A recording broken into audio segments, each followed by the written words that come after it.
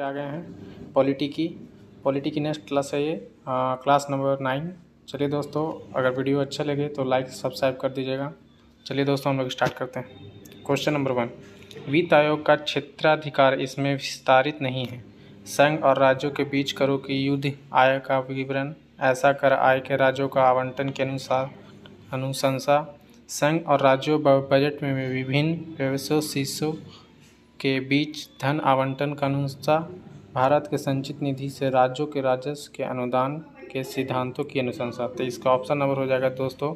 चलिए हम लोग ऑप्शन नंबर इसका देख लेते हैं। ऑप्शन नंबर सी इसका हो जाएगा, संघ और राज्य बजट के विभिन्न व्यय शीर्षों के बीच धन आवंटन का अनुशंसा। Option number C. अगला क्वेश्चन देख लेते हैं हम लोग दोस्तों। भारत सरकार का पहला कानून अधिकार है। ऑप्शन नंबर ए, भारत का मुख्य न्यायाधीश। अगला क्वेश्चन दोस्तों, राज्य का सबसे उच्च कानून अधिकारी कौन है।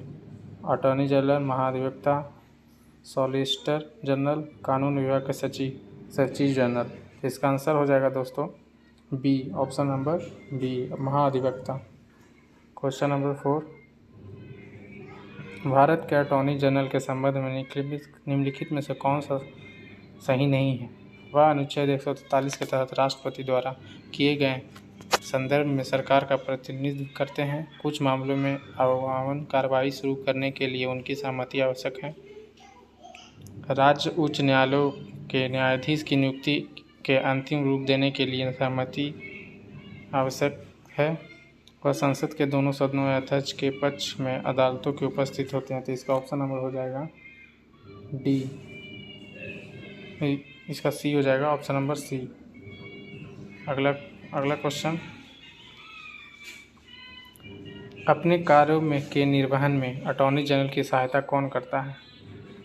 1 सॉलिसिटर जनरल, 2 सॉलिसिटर जनरल और 4 अतिरिक्त सॉलिसिटर जनरल, 1 सॉलिसिटर जनरल और 2 अतिरिक्त सॉलिसिटर जनरल, उपरोक्त में से कोई नहीं। तो इसका आंसर हो जाएगा option number B, 2 solicitor general और 4 अतिरिक्त सॉलिसिटर जनरल।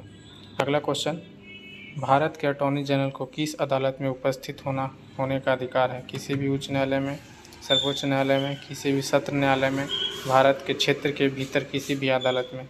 इसका आंसर हो जाएगा ऑप्शन नंबर डी, भारत के किसी भी क्षेत्र के अदालत में। अगला क्वेश्चन, भारत के अटॉर्नी जनरल के संबंध में कौन से सही है। वह भारत सरकार के पहले कानून अधिकारी हैं।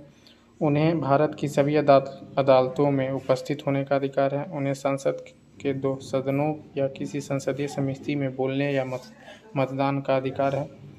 उन्हें उच्च न्यायालय में न्यायाधीश के रूप में योग्य होने का अधिकार है। इसका आंसर हो जाएगा ऑप्शन नंबर ए, पहला और दूसरा। वह भारत सरकार के पहले कानून अधिकार हैं। उन्हें भारत की सभी अदालतों में उपस्थित होने का अधिकार है। Option number A. अगला क्वेश्चन, नेक्स्ट क्वेश्चन, भारत के अटॉर्नी जनरल पद पर कब तक कार्यरत रहते हैं। राष्ट्रपति की इच्छा तक, प्रधानमंत्री की इच्छा तक, संसद की इच्छा तक, मुख्य न्यायाधीश की इच्छा तक। इसका ऑप्शन नंबर ए हो जाएगा, राष्ट्रपति की इच्छा तक। क्वेश्चन नंबर 9, भारत के अटॉर्नी जनरल के पद के संबंध में निम्नलिखित में से कौन सा सही है।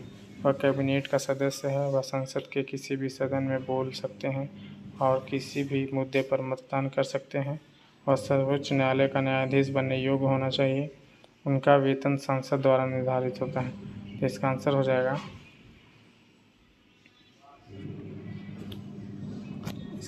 जाएगा, किसी भी सदन में बोल सकते हैं और किसी भी मुद्दे पर मतदान कर सकते हैं। वह सर्वोच्च न्यायालय न्यायाधीश बनने के योग्य हैं। अगला क्वेश्चन, चुनाव आयोग के कार्यों में कौन से शामिल नहीं हैं। स्वतंत्र और निष्पक्ष चुनाव का संचालन, दिशा और नियंत्रण।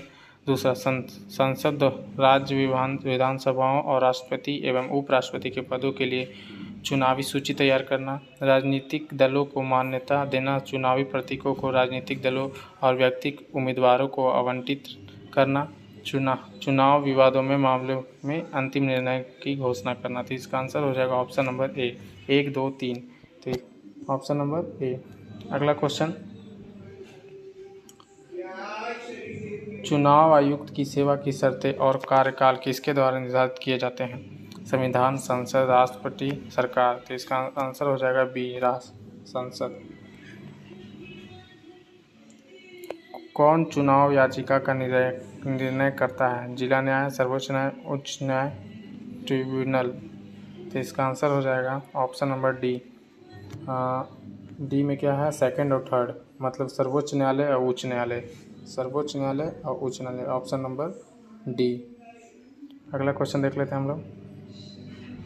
सामान्य चुनाव में वोट देने के लिए एक व्यक्ति योग्य है यदि वह भारत का नागरिक है, 21 वर्ष से कम आयु नहीं है, सरकार के अधीन कोई लाभ का पद नहीं रखता है, असंवेदनशील मन के आधार पर अयोग्य नहीं है।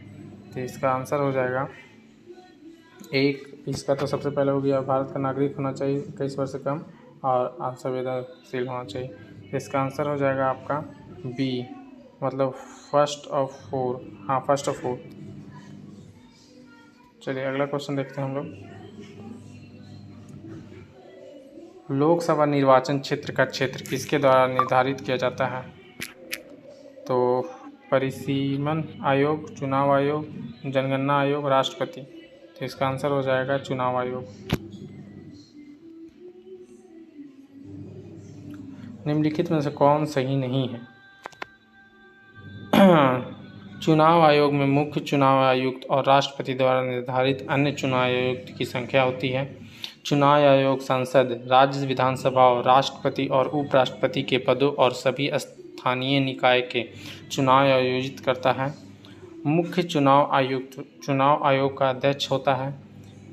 मुख्य चुनाव आयुक्त की सेवा की शर्तों को उनके नुकसान के लिए भिन्न नहीं किया जा सकता है। तो इसका आंसर हो जाएगा बी, ऑप्शन नंबर बी, चुनाव आयोग संसद वाला। अगला क्वेश्चन देख लेते हैं।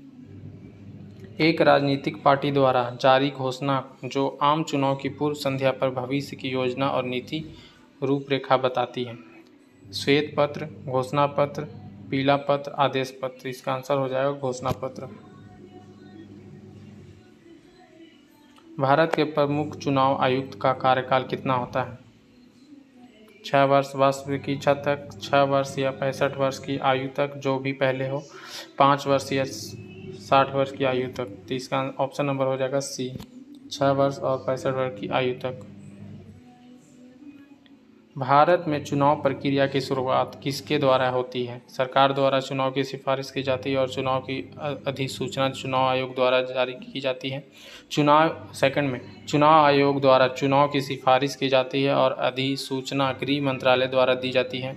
तीसरा, चुनाव आयोग द्वारा चुनाव की सिफारिश की जाती है और अधिसूचना राष्ट्रपति और संबंधित राज्यों के राज्यपाल द्वारा जारी की जाती है। चुनाव की सिफारिश करने और इसके संबंधित के अधिसूचना जारी करने दोनों ही कार्य चुनाव आयोग द्वारा किए जाते हैं। तो इसका आंसर हो जाएगा ऑप्शन नंबर ए।